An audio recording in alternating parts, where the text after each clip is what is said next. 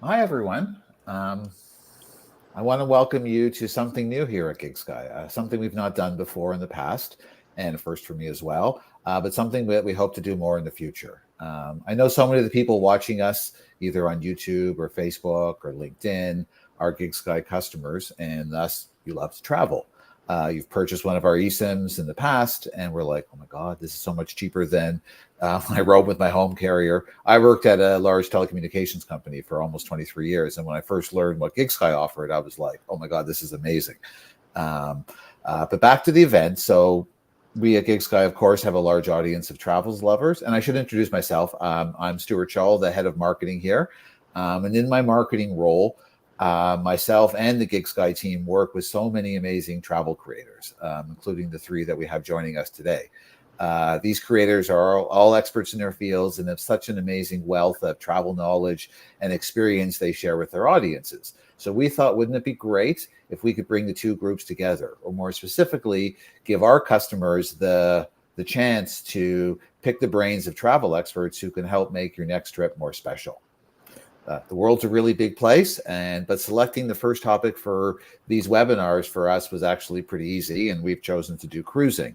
First, we're already working with today's experts, who I'll introduce shortly. Don't worry. But more so, the cruising space is just an area where GigSky is really unique, and what we're really excited about. Everyone knows that getting data at sea is really expensive, and for a good reason. I mean, it's more complex than getting data on land. And it took a while to get where we are today. Step one, we're already partnering with the amazing folks at Cellular at Sea, who have developed the capability to provide cellular service for those sailing throughout the ocean. No other eSIM provider could do this. Step two was being able to package this together with our land plans into a single package. I'm the perfect example. I'm Canadian. I have a cruise coming up to the Caribbean this winter. And the cruise line's working really hard to upsell me on their Wi-Fi, which is something that I won't need, of course. But it will, it'll work for me when I land in the United States. It'll work for me on the ship, and then it'll work for me throughout all the various ports and things like that. So, but today we're not going to talk about connectivity and cruising, because I imagine an hour of that would be a little boring for most people. So today we're going to talk about cruising in general. Anything you want to know, whether you're a seasoned cruiser or never taken one before. Today's experts are here to talk about all things cruising and give you all the tips and tricks that you need to know. If you'd like to ask a question to one of our experts, you can just add it in as a comment on whatever platform you're viewing, and that all gets fed together and we'll be able to do it. We've also had a number of people submit questions already, and so we'll use some of those to get going. And lastly, before I welcome our experts, I just want to give a special thanks to my team, specifically to Dylan Dubois. He's the one who set up everything for us today, and will be helping review all the questions and comments. He's behind the scenes, so you won't see him on the main stage, but the event would not be possible with him. And one final enticement, stay tuned till the end of the webinar, and we'll provide you with an exclusive 25% off coupon for your next cruise data plan. Not the whole cruise, just a data plan. But that's something it's a pretty big deal for us and something that can be pretty valuable. So I've spoken enough. I'm going to do a brief introduction of our three experts. We have Paul Thornton, host of the popular Joy of Cruising podcast and award-winning author. And he's going to dig deep into cruise trends and the ultimate experiences. Scott Lara is the founder of thecruisegenius.com, known for his insider tips and expert cruise hacks. And he's going to, in addition to all that, share, how to save big and maximize your vacation.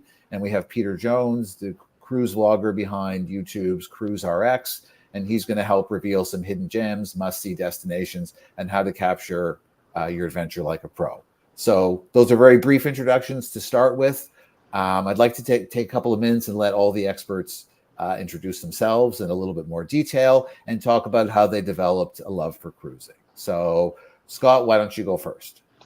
Again, thank you, Stuart, and thank you to GigSky for sponsoring this webinar. I'll tell you the reason I got into cruising. I'm a U.S. Navy veteran. I served from 79 to 88 as a radarman on several ships. I've sailed all over the world, and I love being at sea. But the number one reason I started my YouTube channel talking about cruising was to make my family and friends jealous. I started getting video 15 years ago, cruising out of Jacksonville, and I started gaining a following. And this is, back in the day when Mr. Beast was just starting, Ryan the Toy Review Guy was starting, and Gary Vaynerchuk was starting on YouTube. And so I quickly got a following, now over 1.3 million views. And I just like sharing my passion of cruising with my audience. So that's pretty much how I started. Excellent. Excellent. Peter? Yeah, thank you, Stuart. Thank you, Dylan, and thank you, Gig Sky. We've been cruising for probably about 20 years, and we tried a quick Bahama cruise. I'm in Jacksonville too. I was in West Palm Beach at the time. We tried a quick Bahama cruise, fell in love with it, and then we've cruised now all over the Mediterranean, Alaska, the Caribbean, and I think like Scott a little bit, we decided to do the YouTube channel and make friends jealous, so they could see what we're doing, and wanted to share the adventures that we have, and then help people with information about cruising, when to book it, or, do I get the drink package? What are good itineraries? What's the difference in the cruise lines? If I'm this demographic, what's the best cruise line? And trying to match up people's, what they want with the best cruise line for them, and where to go. So we've been very successful with the YouTube channel so far, and want to continue to grow it and help people enjoy cruising. We're on Facebook as well. And so it was the love of cruising. And I wish I was doing this from a cruise ship right now. Right now I'm in an office, so that stinks. I know all of us would like to be on a cruise ship doing this, but in a few weeks, we'll be there. Yes, I know. All of you seem to have cruises booked very soon in the near term. Yep. Paul. Oh, sorry. Paul. Hello. My love of cruising came easy. I cruised for the first time in 1988 on Sovereign of the Seas. And if you do a little research, you'll learn that Sovereign of the Seas was the world's first mega ship. It was a true game changer. That cruise also I was one of the 90% of people, and I have done a lot of work to prove that 90%. I was one of 90% of cruisers who get hooked on their first cruise. There's another sentimental reason I got hooked on cruising on that first cruise. It was my first real date, if you will, with the woman that I was seeing at the time. Subsequently, we've cruised many times, and I married that woman. So cruising is in my blood. Between 88 and now, I wrote several books on cruising. Loved that. But then came to the conclusion that I can't write books on cruising for the rest of my life. So I started the Joy of Cruising podcast, which is the same format as the books.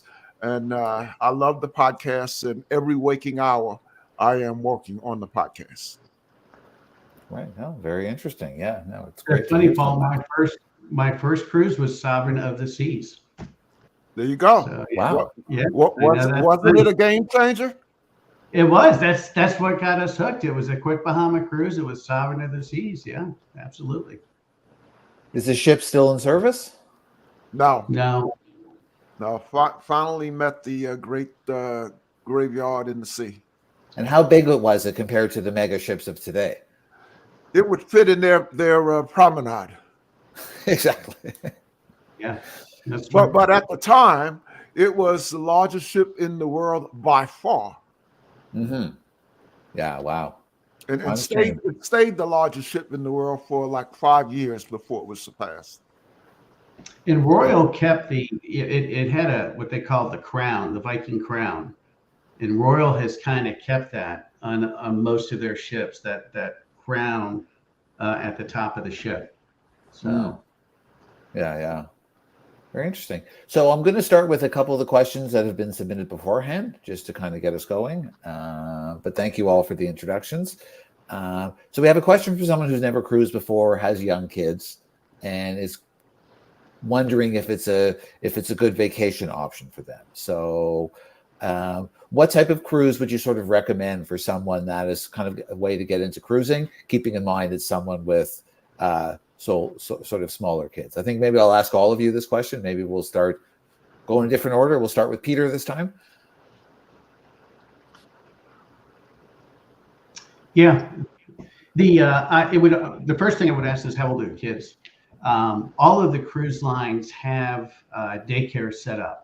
So depending on the age of the children, that is an option for you. Most of the cruise lines, I believe, start at 6 months where you can leave the child in the daycare. Some may vary, so check with the cruise line before you cruise.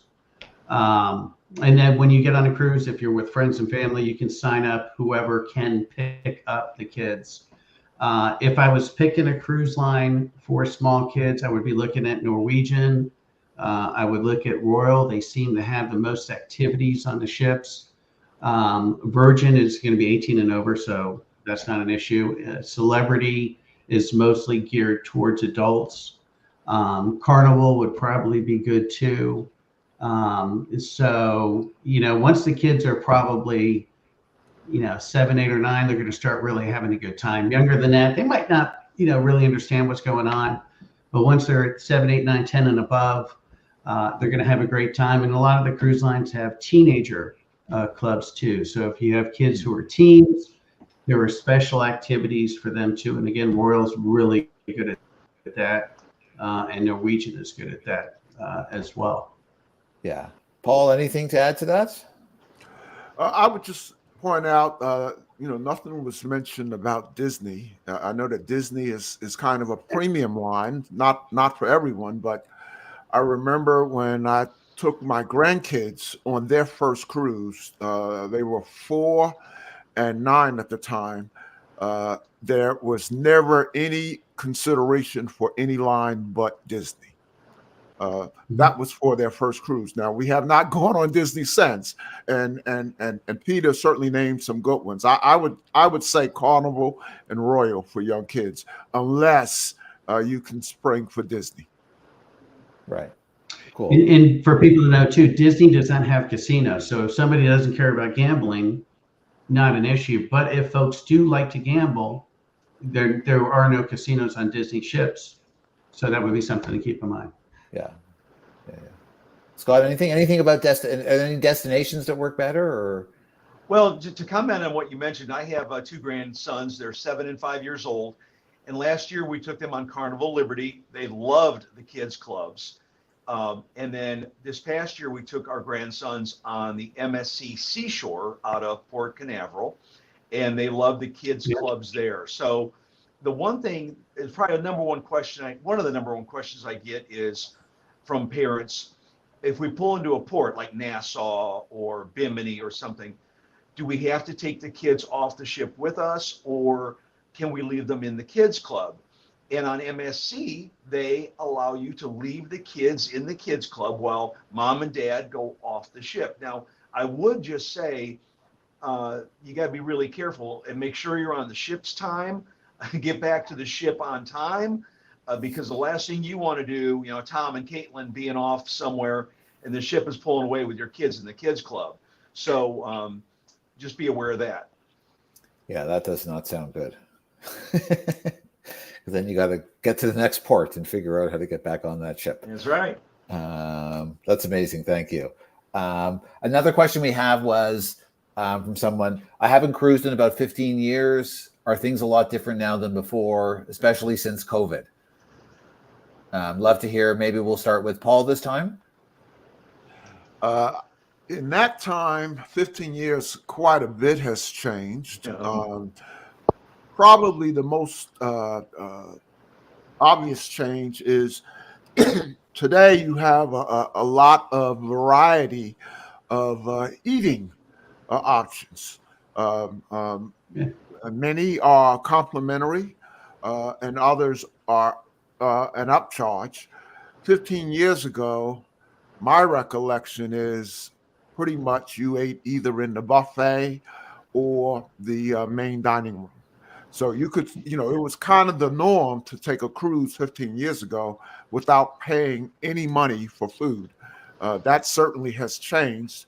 You may not want to spend any additional money for food to go to places like specialty restaurants and all that, but even complimentary options are far greater now than just the buffet and main dining room. Cool. Scott? It is night and day from 15 years ago. I mean, the technology now, and again, that's with Gig Sky as well, the technology out there. You can go ahead and register online. You take a picture with your phone, and boom, you're on the ship. The same way with disembarkation, you walk up, the scanner right there will scan your face, you're off the ship.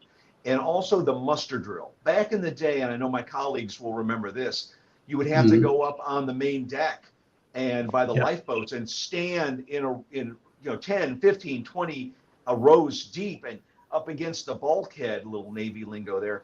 And of course, there was always somebody late getting to the muster drill. And if it was hot, it was very hard, especially for disabled people. Nowadays, like on Virgin Voyages, you go to your cabin, you watch a video, and then you go to your muster station, they click your card key, and you're off to the races. So, and the other big difference between then and now, the ships have become the destination. When you have cruise ships that have roller coasters and bumper cars and ice skating rinks, it is night and day, and I loved cruising back then, and I love it now. Mm-hmm. Great. Yeah, it's amazing what they have on the ships. I want to try that. I want to go on the ship that has the go-karts. Norwegian. Yeah. And you'll pay extra. I know. Yeah. And Peter? Yeah, I mean, Paul and Scott both bring up good points. Paul, with the dining, there's a bunch of different dining options. We love sushi, so we're always hitting the sushi restaurants. And Scott's right. The ships have become, the destination itself. I mean, the ship is basically a floating resort now.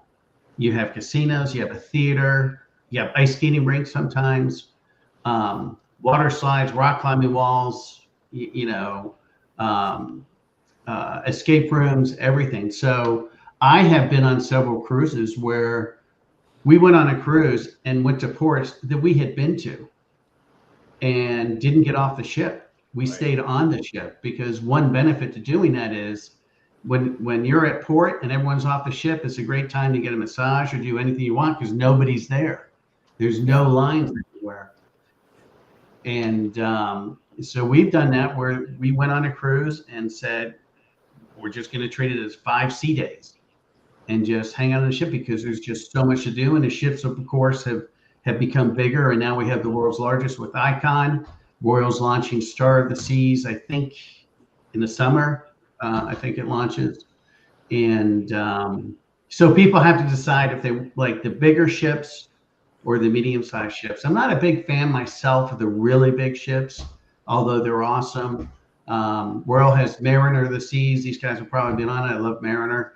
And I love the Celebrity Edge class ships too. So. Okay, cool. So now sort of another question, which is, it's a pretty general question, but we'll let you guys do your best. It's like favorite regions to cruise, and itineraries. If you have, call out your sort of top 2 or 3 that you think are just spectacular. And just to get some out there for people to sort of go. I know there's endless possibilities, but we'll start, I guess, with you, Scott. That's a very good question. My favorite cruises are those 14-day southern, Aruba, Bonaire, Curacao, Martinique, St. Barth, St. Kitts. There are so many cruises now that you can just cruise over a weekend, like, Celebrity Reflection, you can go over a weekend, or, out of Port Canaveral, you can go over a weekend. But those longer cruises are great because you're having a more relaxed experience. You're doing more things, you're seeing more places. So my answer would be Southern Caribbean. Right. Peter? Scott's right. That is a really good question. I guess number 1 for me would be Alaska. My favorite part about Alaska was the first day waking up going out on the balcony and seeing an iceberg going by the ship. Right. And then, like Scott said, we have booked coming up in a few months, Panama Canal and ABC, which is Aruba, Bonaire, and Curacao, coming up as well. And so Southern Caribbean is a great cruise too. And yeah, the 11 days, I think Panama Canal is an 11-day cruise. I'd have to look. Mhm. But, we book the weekend cruises too. A lot of times, Royal Caribbean has Coco Cay. Right. And so we booked a 4-day cruise just to go to Coco Cay and have a great time on the island. Right. So, Yeah, very nice. Paul? Yeah, like Peter, Alaska's number one for me. I've only been there once, but have already committed to return. I don't normally do the same destination over. There's just so much to see in the world, but Alaska's an exception. If you want to go on a real dream cruise, dream destinations, when I went to Alaska, I actually cruised from Hawaii to Alaska. So it was called the Fire and Ice Cruise. So that's, consider that. I mean, that's the best of both worlds. But both Scott and Peter mentioned, Southern Caribbean and ABC Islands. I'm going to the ABC Islands in approximately 2 weeks. So we did our honeymoon in Aruba long time ago, and so this will be our first time back. So that's a kind of a special Wow. trip we're looking forward to. Yeah. Have you all taken transatlantic cruises and like the repositioning ones? I took my first transatlantic this year. We went to from Miami to Barcelona, and that was on Virgin Voyages. I loved it. And by the way, after one cruise, Virgin Voyages became my favorite cruise line. The only issue for us, it started with 8 sea days, and my wife was not as much into cruising as I am. So after about day 6, he was like, "I need land." So Yeah. The only transatlantics I've taken was when I was in the Navy, and only about 130 guys on the ship, and the food was horrible and no entertainment. So those are the only transatlantics I've taken. Right. Okay. That's very interesting. Kind of a more detailed question, more specialized question. Sorry. Picking cabins on a ship. Yeah. What do you look for when you're sort of deciding where to go? I think we're up to Paul now. I would say it certainly depends on the destination. I mean, most of the time, I am partial to balconies, but not always. This year, I took my first. I booked my first inside cabin in something like 20 years. A long time ago, I used to get inside cabins all the time when I was taking my daughters, my kids on cruises, and we didn't have a lot of money. And inside cabin was the economical choice. I chose an inside cabin on a cruise I went on for Valentine's Day because it was a music cruise. It was a theme cruise, nothing but R&B stars, and I figured I would spend very, very little time in the room. Right. So I chose an inside cabin, but I don't do that typically. One thing I would say to the listeners, some may not be familiar with what's called a guarantee cabin.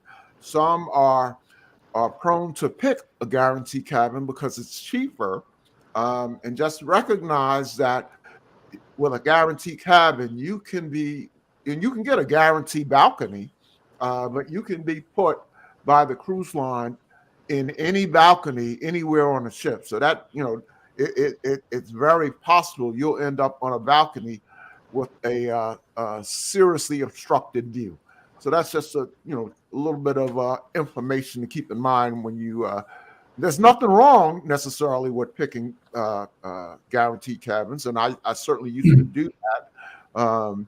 But know what the consequences are. Yeah. Scott, anything to add? I want to add to what Paul said about theme cruises. There are so many theme cruises out there. The Elvis cruise, the Hallmark Channel cruise, Taylor Swift cruises. And I was on two. I was on the Blake Shelton cruise a couple of years ago, and also the EDM, electronic dance music, Groove cruise. They've been doing that for 15 years. Totally changed my life. Thank you to Jason Bikima of Wet Travel for the Groove cruise. But about these different cabin sizes, what it is, it all has to do with your budget, right? Just like Paul said. So if you're on a limited budget, an inside cabin, we love balconies too. And I have to agree with what Paul says when you get a guarantee. And be careful when the cruise line offers you a upgrade, because an upgrade in the cruise line's eyes is probably going to be different in your eyes. They may put you by the casino, they may put you by an elevator, and you're not going to have a restful cruise if you take that upgrade. So my recommendation is always pick the cabin you want, get with your spouse or your whomever to make sure everything is okay so that you have a good cruise. Cool. Peter, anything else? Yeah, and just to kind of go in the back of what these guys said, Paul's right. As far as a guaranteed room too, one thing to be cautious of is that there have been people who chose the guaranteed cabin option, showed up for the cruise, and were denied boarding because the cruise was sold out. So I would always recommend that people book a specific cabin, and that's critically important. And Scott's right. I mean, it has to do with budget. We focus. We just did one other thing too. I just did a video on my YouTube channel on the upgrade programs for Royal and Celebrity. So if anyone wants to know how those programs work, go to my YouTube channel, and that's the most recent video. But as far as cabin selection, I always like balconies, but it goes to budget. It just depends on what your budget is. We try and focus a lot on suites, so we'll stay on Celebrity, the Retreat. We did MSC Seashore, like Scott mentioned. We stayed in the Yacht Club. A lot of times you can get deals on those cabins too. So I have booked a cruise and monitored the pricing. And there was a Royal cruise we took about a year and a half ago, and I monitored the pricing. The fare came down $4,000. Wow. And I had a $500 deposit. So I called up Royal and said, hey, I want to rebook. And they said, well, if you do that, you're going to lose your $500 deposit. And I said, well, we'll keep it because the fare is $4,000 less. And so I always monitor the pricing, and I use a travel agent. I look at cruises myself online, but it doesn't cost anything to use a travel agent, and he monitors the pricing too for me. So if he sees a price drop, he'll take care of that for me if I miss it. So, but yeah, just a couple things. Be real cautious with the guarantee cabin. The fare is a little bit lower, but it's a big risk, if you get denied boarding. I haven't known anyone personally, but I have seen some videos of the YouTubers talking about folks who were denied boarding because they did not book a specific cabin. And let me just add this really quick, and I'm glad Peter mentioned this. I'm a U.S. Navy veteran. The audience needs to know there are discounts for veterans, for first responders.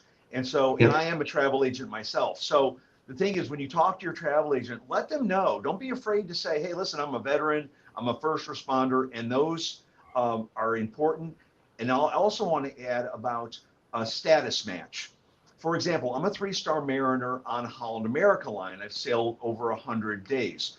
Virgin Voyages and MSC, you can look at, I think Princess too, you can look at your status, and there's a form you fill out so that that status match goes over to the cruise line you're going to. Now, are you going to get the exact benefits you get with your cruise line? No, but you still are going to get some benefits. Oh, very interesting. Scott, that's a good point. Royal does the same thing now with Celebrity and Silver Seas. So if you're diamond tier with Celebrity, then you're the equivalent level on Royal Caribbean or Silver Seas. So that's a good point. Yeah. I just want to follow up on what Scott said earlier about theme cruises. I'm a theme cruise addict as well.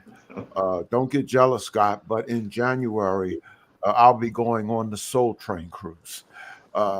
So let me say to your audience, especially those who are regular cruisers, put on your bucket list a theme cruise. There is absolutely nothing like theme cruises.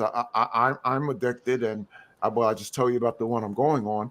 Uh, uh, Now they cost a little more because typically, you have to. There's payment for celebrity guests. It depends on what the theme is. I've gone on like the smooth jazz cruise. Uh-huh. If you're into smooth jazz, I mean anybody who is anybody was on that cruise. As I said, I'm going on Soul Train cruise. Just about everybody who's a headliner you've heard of. Uh, Plus, everyone on the cruise, you already have affinity with your other cruise mates before the cruise ever leaves. Because if they're on a smooth jazz cruise, they're a smooth jazz fan, and as are you. So you have a natural connection, and then the event itself is just unbelievable. So put that on your bucket list, and whatever theme, whatever you're passionate about, I can almost guarantee you there is a cruise for it. Wine Well, lovers. Paul, you're a couple of years older than I am, but I remember growing up watching Don Cornelius, the Soul Train. Right. Well, his son is one of the co-hosts on the current Soul Train cruise. Yeah. Very interesting. And we were going to talk a little bit about travel hacks and specifically. So I want to go one thing about booking. One of the people watching had a question about what are the best sites to go on to book cruises? Like, are there ones that offer genuine deals? Or like, what's your take on booking? Is it, what's the best, the best options there? Sorry, for Scott? That is a very good question. And with the advent of the internet, yes, I understand you want to go online, click, click, click. Some people go to Costco because Costco will give them a $50 gift card. And I get very frustrated because travel agents like myself and others have actually been on the ships and have traveled to the ports that people are interested in. So to save a few pennies, people will go on cruise online sites to book their cruise, and then they'll go on 1,000 Facebook groups to ask for the so-called hidden gems, when travel agents like myself can give you those hidden gems when you book. And travel agents don't get paid extra. The cruise lines pay us. And so the question about going online, yeah, you got Expedia, you got Vacations to Go, you got Travelocity. There's lots of resources out there. But I just encourage the audience, if you're looking to have your questions answered. For example, the number one question I get too is, it's like the question asked here on this webinar, what cruise ship can I go on? Well, you got to ask the question. Are you, 40 plus? Are you single? Are you a couple? Are you a solo? Travel agents and even the cruise influencers on this call can tell you what cruise line to go on. Like Holland America Line, 50 plus, 5-star food, Virgin Voyages, adults only. So, yes, you can go in and shop around and look online, but I just strongly recommend using a travel agent. Yeah. Peter? Yeah, I'm not a travel agent, and Scott's 100% right. I use a travel advisor, a travel agent to book cruises. Certainly, I know how to book a cruise, and I've done a bunch of cruises, but my travel advisor that I work with has been on even more cruises than I have. Has been to a lot of destinations that I'll ask about, and so that's and I have a Facebook group with about 6,000 followers, and that is one of the top questions, like Scott was saying, the hidden gems that people want to know. And it just makes and plus, they can monitor pricing for you, and like the story I gave about rebooking a cruise, they can do those things for you. So those other cruise sites are great to maybe shop for a cruise, get an idea of ports and destinations and maybe things that you might have. But once you have all that information, I would recommend sitting down with the travel agent and talking to them about it. And then mirror, telling them, well, here's what I'm looking for. I want a cruise. I don't want a lot of kids on the cruise. Well, then I'm going to avoid Royal Caribbean and Norwegian. Those are great cruise lines, but they're going to have a lot of kids. I might go to Virgin, or I might go to Celebrity or Holland America or any of those, and that is someone that can help you out with those. And if you're going on a first time cruise, I would recommend, like Scott mentioned earlier, a weekend cruise. And Paul talked about them, a 3-4 day cruise. You try it out. You can book an inside stateroom if you don't want to spend a lot of money. You're going to have a great time, and you get an idea if you like cruising. And that's been Royal Caribbean's strategy recently, where they're taking some of their bigger, newer ships, and like at a Port Canaveral, you can do a 3-4 day cruise on a big ship, and if you like cruising. And they're trying to get new people exposed to cruising on a short cruise, not going to break the bank, and they can see their newest ships, everything there is to offer on them. Right. And it's a good way to try out cruising too, I think. Just a short itinerary, and have a great time and see if you like cruising. And I'll tell you this, once you do it though, you're gonna get hooked. That's how we all ended up here. And Paul and I happened to do it on the first ship, the same ship, Sovereign of the Seas. But that's how we ended up where we're at. We took a cruise. Hey, let's see how this is. And here we are talking about cruising. Yeah. Paul, anything else to add?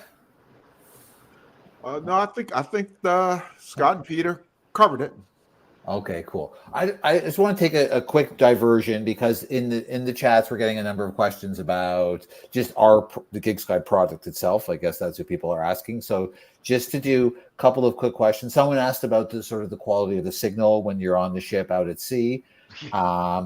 Scott, who just used it recently, can give a big thumbs up of how good it was. I know a lot of the ships are getting fitted with Starlink, and that's so that's helped everyone. It's made the ship Wi-Fi better. It's also made the cellular signal that we tap into a lot sort of stronger as well. So, and in some ways, when you think about your house, cellular actually penetrates better than Wi-Fi.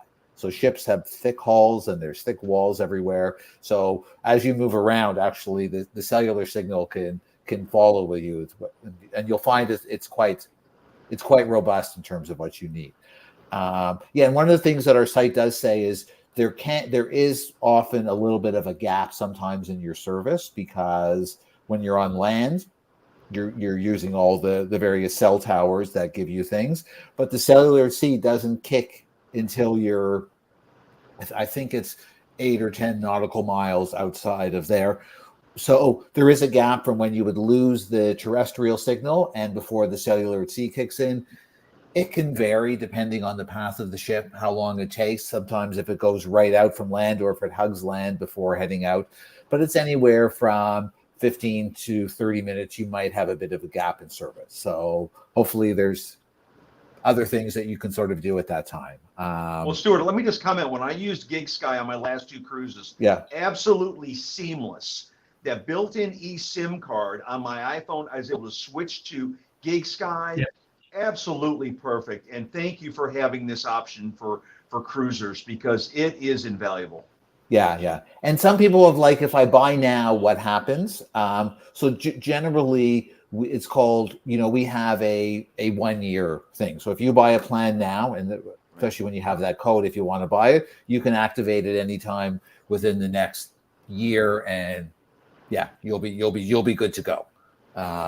So hopefully you're thinking of taking a cruise in the next year, and then you're kind of all set to go. And it eliminates the scare of how much their cell phone carrier would charge them. So using GigSky eliminates that. The chance of coming back and finding out I've got a $400 cell phone bill because I was roaming and I was using all this data overseas. So it eliminates a lot of potential, financial harm, And Peter's exactly right, because with a lot of people streaming now, Game of Thrones or whatever, Tulsa King, whatever, when you're streaming, you're burning up data. And I know people have come back with a $500, $600, $800, $1,000 cell phone bill because their kids have been streaming or Minecraft. So GigSky is absolutely, I tell everybody I know about GigSky. Yeah, that's wonderful. Thank you. Because we work with all the carriers as well. So but one thing is, it tends to be on when you travel, like to Europe as an example, they tend to more charge you a fixed rate per day. Still expensive versus there, but it's on the cruise where they tend to have a fixed rate and then an overage rate, which is, you can go through that pretty quickly because it's set at a pretty low level. So just something, yeah, you definitely need to watch out for. But yeah, sorry, getting back to the questions. We have a lot, and I know we're already, wow, time is really flying here, which is great. Let's talk about a little bit about sort of hidden experiences on the ship. We had a question about someone. Are there things to do on the ship that most people don't do that maybe you would highly recommend they do? Like because the ships have, like, if you get that card with activities, there's like, you can't possibly do, you can do a fraction of them, even if you just try to do as many as you can, because there's so much going on every day. Is there something, maybe Scott, we'll start with you. Well, like on Carnival, and I think Royal Caribbean, maybe Peter can correct me if I'm wrong, the Quest game. It's an adults only game. They will put it in the daily planner, but like at 11 o'clock at night, and it's just Google Quest game. But I think that's one hidden gem that a lot of people don't know about. Yeah. Anything, Yeah, Peter? a lot of them. Yeah, silent discos seem to be a big thing now on cruise lines, and which are a hoot, because especially when you don't have the headphones on and you're watching like this room full of people dancing. I was on Celebrity Beyond about a month ago, and they had the whole martini bar area was doing the silent disco, and I was listening. We were dancing, and I took the headphones off, and it was just funny watching like 300 people dancing to what looks like no music. Yeah. So that's a big thing. But there are a ton of things to do on the ships. Some of the cruise lines have rock climbing walls, flow rider, go-karts, escape rooms. The shows typically are really, really good. I was on one cruise in Alaska, and it was funny. We were on a sea day, and I was walking by the theater, and they had a presentation, and it was a lady in there doing a presentation on the Titanic. And I thought, wow, that's a really weird, presentation to do while you're on a cruise on a cruise ship to talk about the most famous cruise ship sinking. So, but there were always tons of things to do. And the shows are, they're like Broadway quality. These cruise lines put a lot of money into the theaters, and you're talking about full Broadway production shows. So definitely a ton to do. You would be hard to get bored. It would be hard to get bored on a cruise ship, because even if you just want to go by the pool and lounge or sit on your balcony and lounge, there's just so much to do. So yeah. Paul, anything to add there? Yeah, I would agree with Peter. It's almost impossible to be bored on a ship. I'm trying something new on my cruise that's coming up. Now, this costs a little extra money. It's a behind the scenes tour of the galley, the cooking facilities. But then at the end of the tour, we get what sounds like a gourmet lunch. So there's always little different things like that. I still have not done a full ship tour behind the scenes, and you can opt for those as well. I'll probably be so fascinated with the galley tour that I'll opt for the full ship tour on my next cruise after that. Yeah, interesting. So we have a specific. I do the full ship tour. Oh, you do it? I was going to say, Paul, I do the full ship tour like you're talking about, and they do the galley. You don't get any though, but you do stop. You end up at the bridge, which is always interesting to see and speak with the captain. So if it's available on your cruise, I recommend doing they call them typically the behind the scenes tour, but it's well worth it. Wow, very interesting. We have a specific question. I guess for Caribbean cruise, best experiences in Port Canaveral, Bermuda, and Nassau. I don't know, Paul, if you've been to any of those ports? Yes. Well,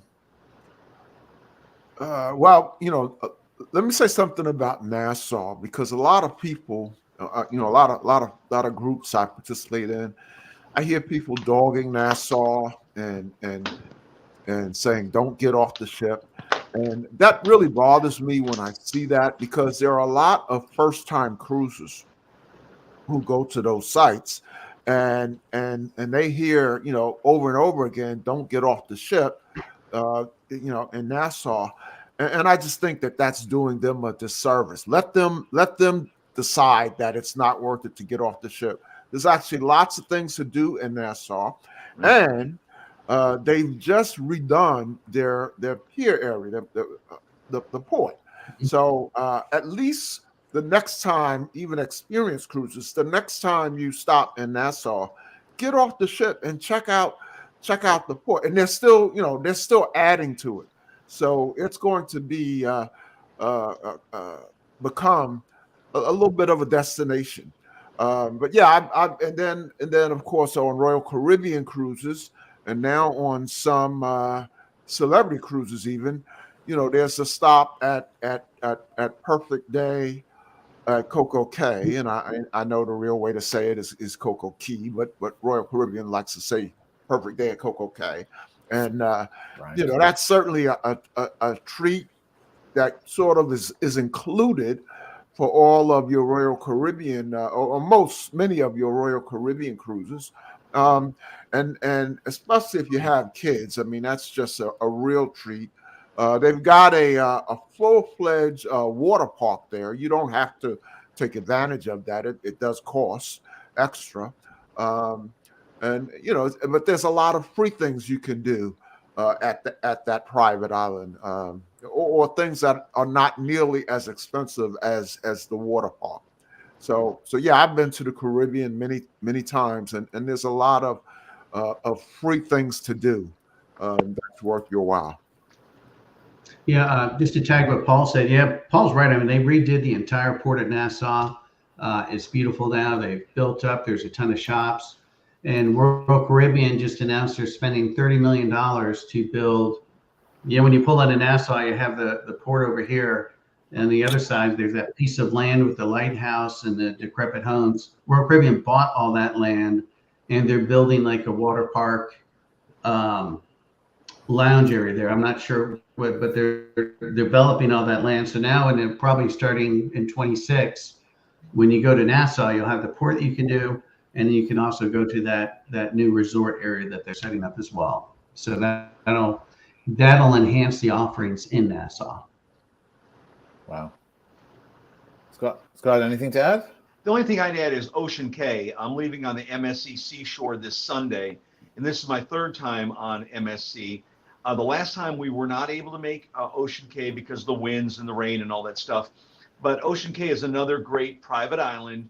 It's not as big as Beautiful. Perfect Day at Coco. Yeah, right. It's not as big and all that as Coco Cay, Perfect Day at Coco Cay. But Ocean Cay is great, and of course Half Moon Cay, which I've probably been to 20 times between Carnival and Holland American Line. But my super secret tip that I will give is do not take your time getting off the ship when you go to a private island.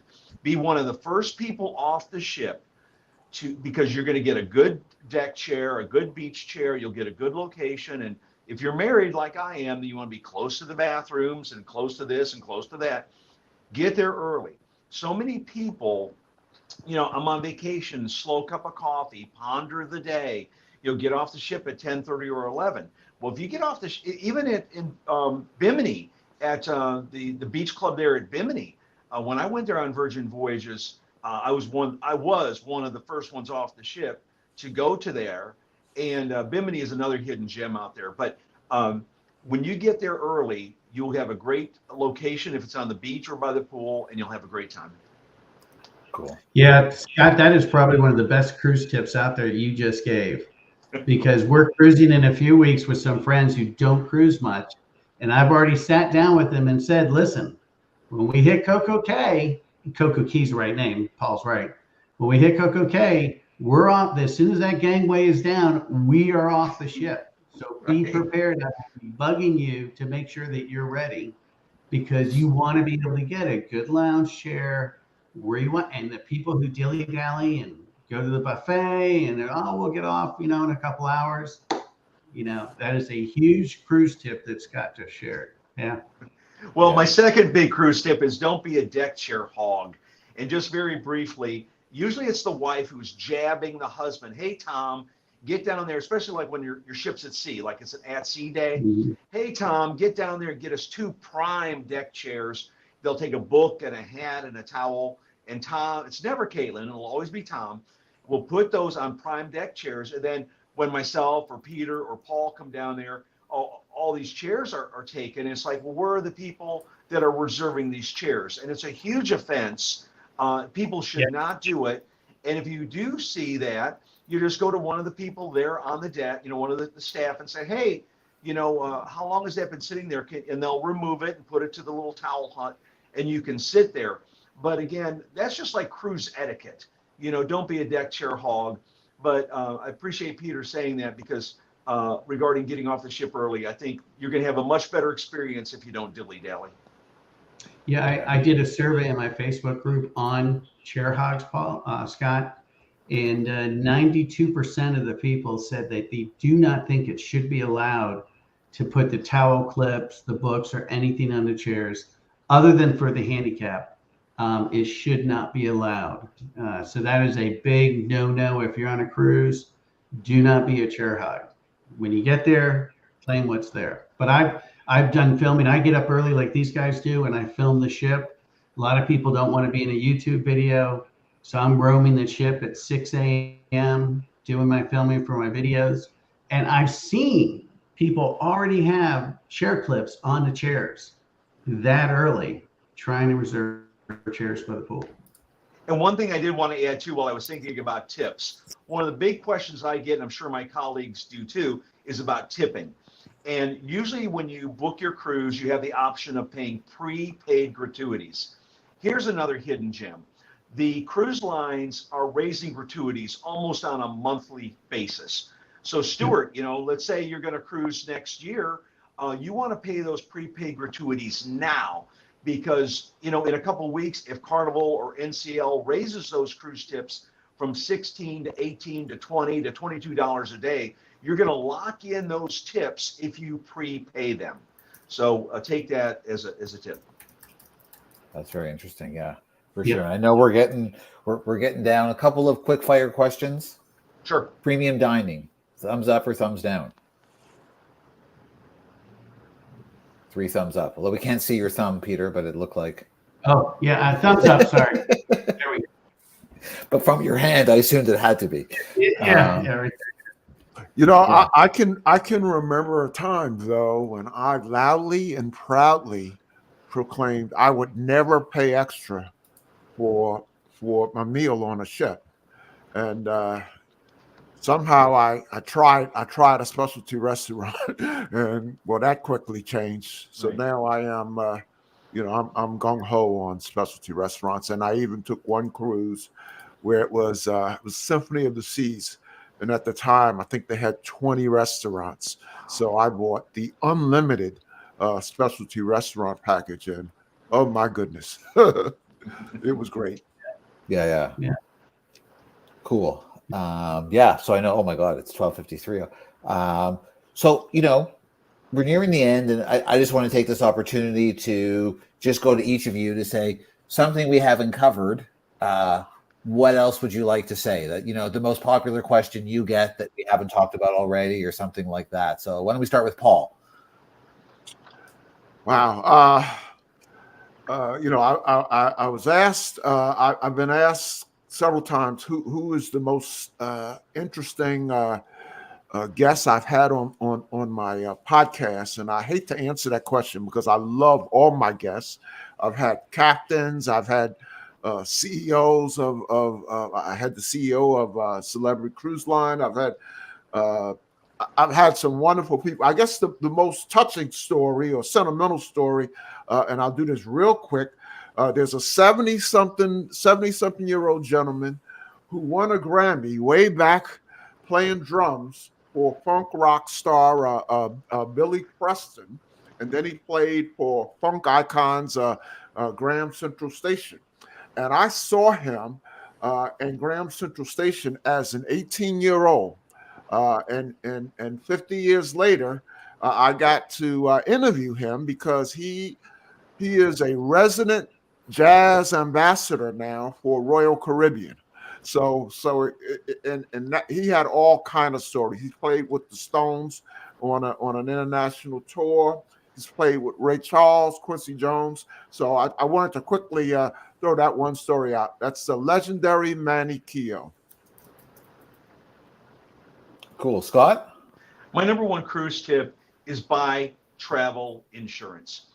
So many things can go wrong. You could trip and fall and break your arm. You could be flying from Chicago down here to Florida, and the plane, could be late. You could miss a bag or something. So my number one tip is buy cruise insurance, buy trip insurance. Cool. Peter? Excursions. I always recommend that you book excursions through the cruise line. And here's why: because if you go on an excursion, there are plenty of good excursions. You'll see people when you get off the ship, they have booths set up. If your excursion is late and you miss the ship, if you are on an excursion booked through the ship will either wait for you or they will arrange your travel to meet the ship at the next port. If you were on an excursion that is not booked through the ship is leaving and you will be stuck at the port. They'll go to your room, try and get your passport out and leave it with their port authority. But you pay a little more.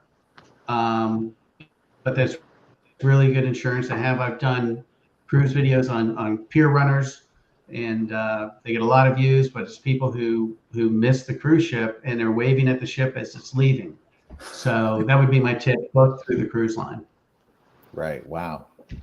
Let me just sure. say, I have a guest coming up in, I think, November. And this follows on Peter's comment about booking excursions through the cruise line. They did book their excursion through the cruise line. And yet it's a long story, but the ship did leave them.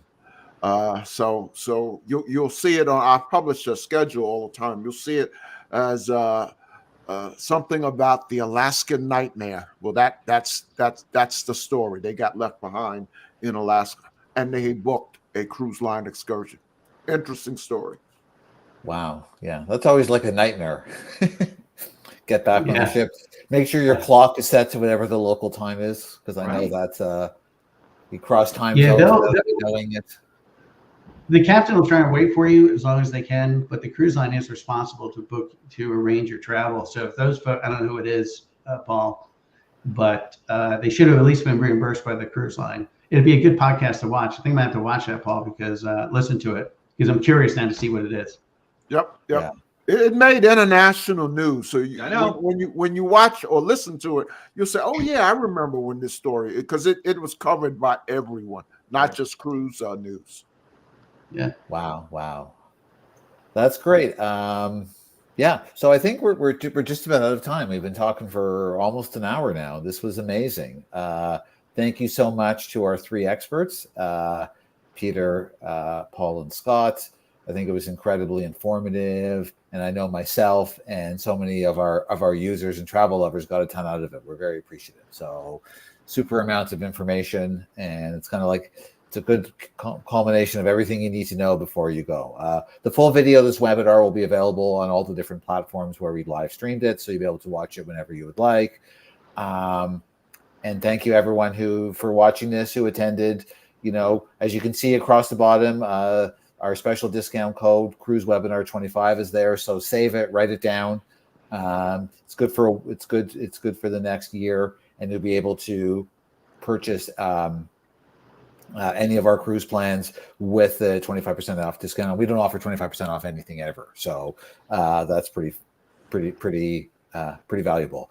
And thank you again to my team, especially to Dylan, who set this all up, and keep an eye out for the next event with another set of travel experts. We're doing some feedback with our customers to see where you're going next, and we'll find experts there. But this was super helpful, and I know I have people I can follow up with before I go on my cruise to see what else I should look for, or what I should do at each of the ports that they have.